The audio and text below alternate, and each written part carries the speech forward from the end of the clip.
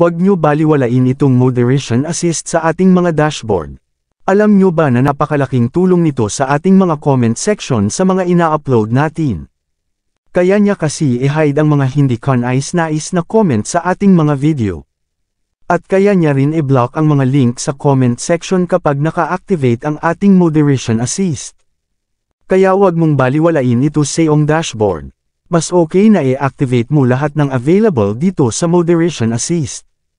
Para maging safe ang ating comment section. Kung makikita nyo sa akin, naka-activate ang 10 na available dito sa Moderation Assist. Kaya kung kayo ay mayroon balak mag-send ng link sa aking comment section, hindi rin yan makikita. Ganun kaganda kapag naka-activate ang Moderation Assist. Bawas trabaho na rin ito sa'yo. Siyempre, kung nagustuhan mo ang video na ito, huwag mong kalimutan mag-follow at i-share mo na rin ang video na ito. Maraming salamat po.